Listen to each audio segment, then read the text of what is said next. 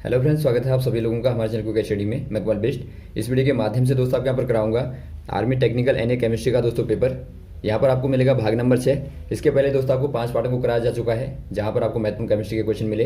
तो यहाँ पर भी आपको महत्वपूर्ण क्वेश्चन मिलेंगे। आप सारे क्वेश्चन देखेंगे दोस्तों और नोट कर लेंगे एक कॉपी और पेन निकाल के।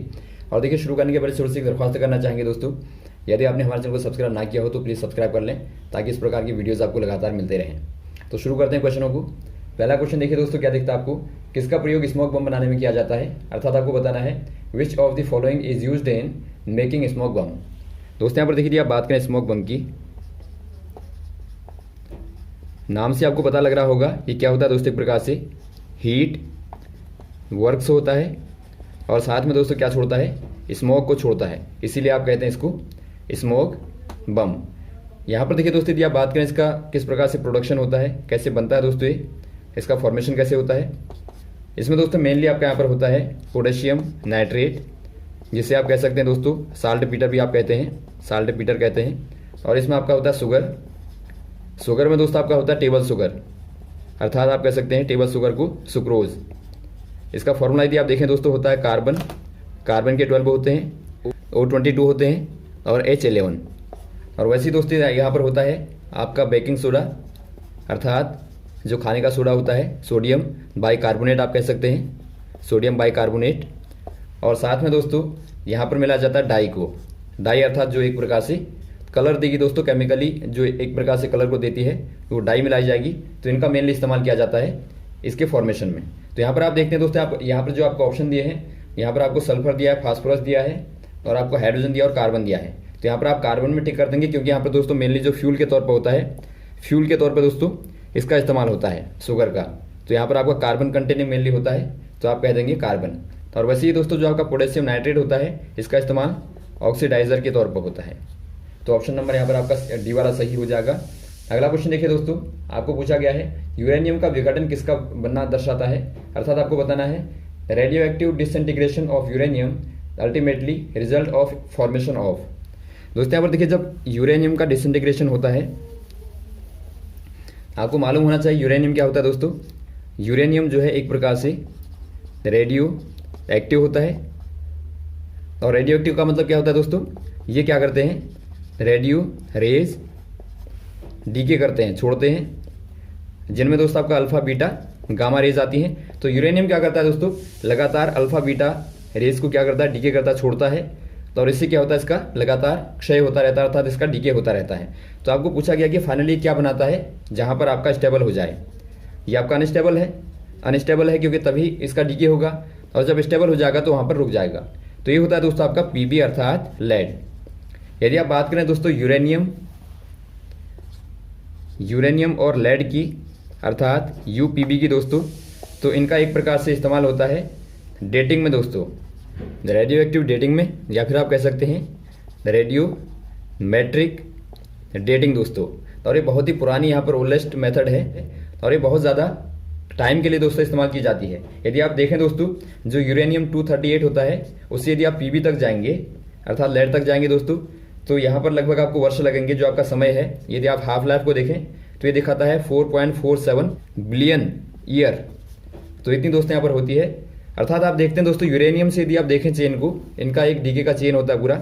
यूरेनियम के बाद आप नीचे जाएंगे तो आपका अलग अलग प्रकार के आपको क्या मिलते हैं दोस्तों, आपको लगातार क्या मिलते हैं दोस्तों, जो आपके रेडियो एक्टिव एलिमेंट्स होते हैं वो आपको मिलते हैं। और फाइनली आपको पीबी मिलता है जहाँ पर ये रुक जाता है। तो आप कह देंगे दोस्तों लेड होता है। ऑप्शन नंबर कौन सा हो जाएगा, यहाँ पर आपका डी वाला हो जाएगा।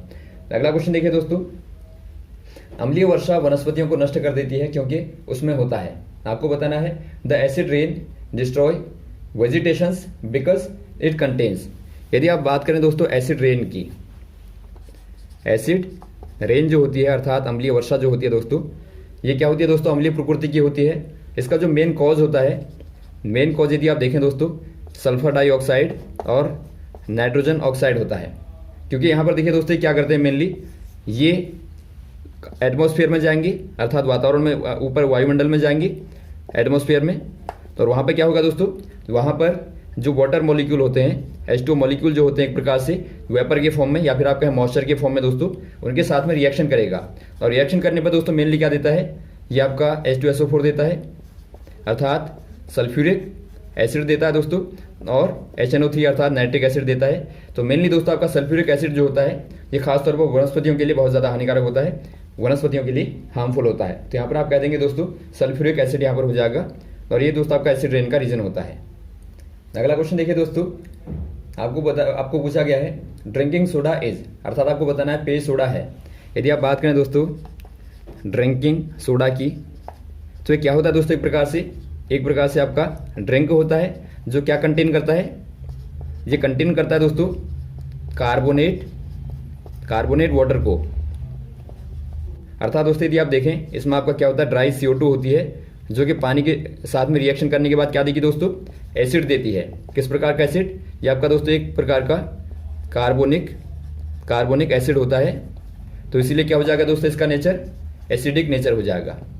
तो यहाँ पर आपका आ जाएगा दोस्तों एसिड बनाएगा। तो ऑप्शन नंबर आपका हो जाएगा बी वाला, अम्लीय। अगला क्वेश्चन देखिए दोस्तों, फिटकरी रक्त का स्राव को डेडेस के कारण रोक देती है। अर्थात आपको पूछा गया है क्या है, alum stops bleeding in minor cuts because of. दोस्तों यदि आप बात करें एलम की दोस्तों, अर्थात फिटकरी की बात करें, इसमें होता क्या है दोस्तों, देखिए ये मेनली एक प्रकार से चूर्ण के तौर पर आप देखते हैं इसको, आपने देखा होगा व्हाइट टाइप का PPT टाइप का होता है, व्हाइट टाइप का दोस्तों। यदि आप इसको जहाँ पर कट लगा है, जहाँ पर घाव हुआ है वहाँ पर लगाएंगे दोस्तों, तो ये क्या कर देगा, वहाँ पे रक्त को क्या कर देता है, क्लॉट कर देता है, अर्थात उसका थक्का बना देता है। और थक्का बनने से क्या होगा दोस्तों, वहाँ पर रक्त का स्राव अर्थात ब्लीडिंग रुक जाती है। तो ये क्यों होता है, क्योंकि दोस्तों एक प्रकार से क्लॉटिंग का काम करता है, या फिर आप कहें कॉन्गुलेशन का काम करता है दोस्तों। अर्थात आप कहेंगे दोस्तों संवहन के तौर पे दोस्तों कार्य करता है। तो यहाँ पर ऑप्शन नंबर आपका डी वाले में दिया है कॉन्गुलेशन। तो कॉन्गुलेशन दोस्तों आपका सही हो जाएगा। यदि आप इसकी रिएक्शन को देखें दोस्तों, जो ब्लड होता है, ब्लड क्या होता है, लिक्विड फॉर्म में होगा, और एक प्रकार का दोस्तों ये क्या होता है, कोलॉइड होता है। तो इसमें आप यदि आप फिटकरी को मिलाते हैं तो ये क्या देगा दोस्तों, ये जेल बना देता है। जेल अर्थात दोस्तों यहाँ पर ये भी क्या है, एक प्रकार से कोलॉइड होता है, लेकिन यहाँ पर सॉलिड ज़्यादा होगा और लिक्विड दोस्तों कम होगा। और यहाँ पर देखेंगे तो क्या होगा दोस्तों, यहाँ पर आपका लिक्विड ज़्यादा होगा और सॉलिड कम होगा। तो इस प्रकार से दोस्तों ये क्या हो जाएगा, ये आपका क्लॉटिंग फॉर्म में ब्लड हो जाएगा। तो ऑप्शन नंबर यहाँ पर आपका डी वाला सही हो जाएगा।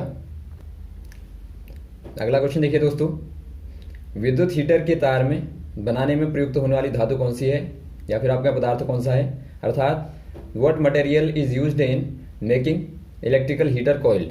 दोस्तों यहाँ पर देखिए, जो आप बात करें यदि जो आपकी इलेक्ट्रिकल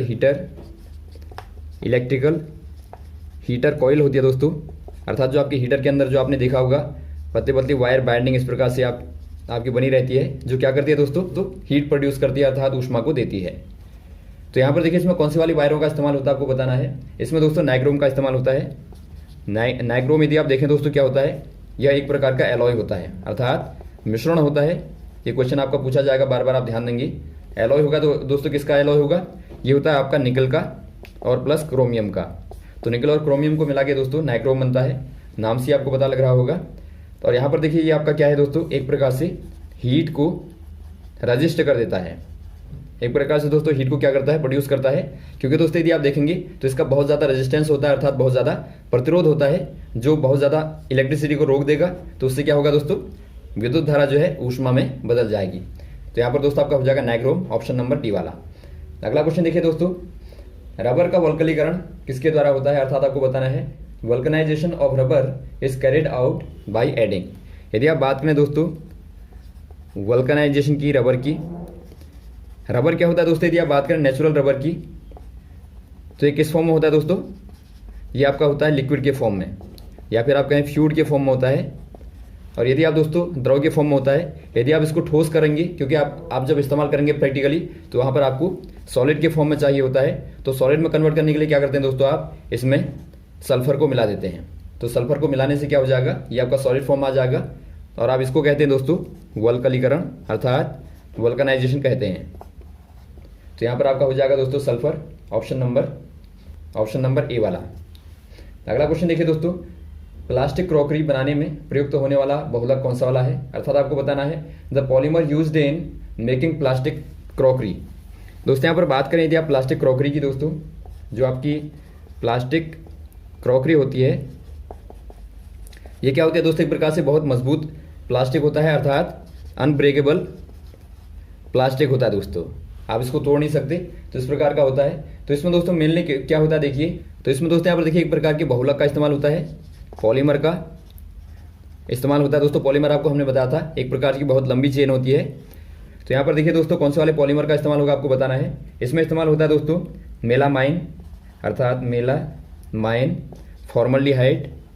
फॉर्मल्डिहाइड और आपका रेजिन, अर्थात एक प्रकार से पूरे तौर पर आप कहेंगे दोस्तों मेलामाइन, फॉर्मल्डिहाइड, रेजिन आपका हो जाएगा। तो यहाँ पर दोस्तों आपको दिया है मेलामाइन, ऑप्शन नंबर आपका डी वाले में, तो ये आपका सही हो जाएगा। इसका इस्तेमाल दोस्तों आप करते हैं प्लास्टिक क्रॉकरी में। अगला क्वेश्चन देखिए दोस्तों, लेड पेंसिल में लेड का प्रतिशत क्या होता है, अर्थात आपको बताना है percentage of lead in lead pencil. दोस्तों यहाँ पर देखिए जो आपकी लेड पेंसिल होती है, लेड पेंसिल नाम से आपको दोस्तों लेड कहने में आपको लग रहा होगा कि इसमें लेड होगा, लेकिन इसमें दोस्तों लेड नहीं होता है। तो आप याद रखेंगे इसमें दोस्तों क्या होता है, इसमें आपका होता है ग्रेफाइट होता है, जो कि क्या होता है दोस्तों कार्बन का एक क्या होता है अपर रूप होता है, अर्थात कार्बन कंटेनिंग होता है। तो ये आपको यहाँ पर ध्यान देना है। तो ऑप्शन नंबर यहाँ पर दोस्तों आपका हो जाएगा ग्रेफाइट वाला सही हो जाएगा। और आपको लेड क्यों नाम पड़ा दोस्तों, यदि आप इसको जानना चाहेंगे, दोस्तों यहाँ पर देखिए इसका नाम लेड क्यों पड़ा यदि आप जानना चाहेंगे, तो देखिए जब ग्रेफाइट को सर्च किया गया था 50s में रोमन में दोस्तों, तो उनको लगा था कि ये लेड का ही एक प्रकार से अदर फॉर्म होगा, तो इसीलिए दोस्तों इसको क्या कहा गया, लेड कहा गया। तो बाद में इसका नाम, ये नाम एक प्रकार से पॉपुलर हो गया लेड पेंसिल करके। तो यहाँ पर दोस्तों क्या हो जाएगा, 0 वाला आपका सही हो जाएगा, ऑप्शन नंबर ए वाला। अगला क्वेश्चन यहाँ पर देखिए, दूध के पाश्चुरीकरण में दूध को गर्म किया जाता है, अर्थात आपको बताना है pasteurization of milk process, milk heated to. दोस्तों यहाँ पर देखिए यदि आप बात करें पाश्चुरीकरण की दोस्तों, यदि आप बात करें दोस्तों पॉस्चराइजेशन की, पॉस्चराइजेशन में होता क्या है, अर्थात पाश्चुरीकरण जो होता है इसमें दोस्तों मिल्क को, अर्थात दूध को एक निश्चित तापमान तक 72 डिग्री सेंटीग्रेड तक दोस्तों लगभग गर्म किया जाता है। उसके बाद में गर्म करने के बाद दोस्तों इसको दोबारा से ठंडा कर दिया जाता है तुरंत ही। तो इसी को क्या कहते हैं दोस्तों, आप पाश्चुरीकरण कहते हैं। ऐसा क्यों किया जाता है दोस्तों, ताकि इसकी लाइफ को बढ़ाया जा सके, अर्थात इसकी जो आपकी सेल्फ लाइफ होती है दोस्तों, उसको बढ़ाने के लिए, और दूध को दोस्तों पीने योग्य बनाने के लिए, अर्थात उसको ड्रिंकेबल बनाने के लिए इसका इस्तेमाल होता है।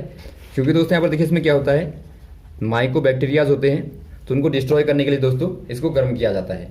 तो यहाँ पर आपका क्या निकल गया था, 72 डिग्री सेंटीग्रेड तक आप गर्म करेंगे और उसके बाद दोस्तों आप ठंडा कर देंगे। और इसका जो आपका समय है दोस्तों, लगभग आप 15 सेकंड तक इसको गर्म करते हैं। तो यहाँ पर आपको देखिए 15 सेकंड तक गर्म करना है 72 पे, तो इसी को आप क्या कहेंगे, पॉस्चराइजेशन कहेंगे। तो यहाँ पर ऑप्शन नंबर आपको डी वाले में दिखता है दोस्तों, तो डी वाले में आप टिक कर देंगे। अगला क्वेश्चन देखिए दोस्तों, the gas used in artificial ripening of fruits, अर्थात आपको बताना है कि फलों को पकाने के लिए जो कृत्रिम गैस का इस्तेमाल किया जाता है, जो मानवीय गैस का इस्तेमाल किया जाता है, वो कौन सी वाली है। वो दोस्तों आपके यहाँ पर हो जाएगी एसिटिलीन दोस्तों। तो यहाँ पर आपका हो जाएगा ऑप्शन नंबर ए वाला। तो ये रहे दोस्तों आपके महत्वपूर्ण क्वेश्चन जो आपने यहाँ पर देखे, उम्मीद आपको अच्छे लगे होंगे। और भी इस प्रकार के क्वेश्चन को आपको लगातार बताते रहेंगे दोस्तों, हमारे साथ भी बने रहेगा। ओके, थैंक्स, जय हिंद, जय भारत।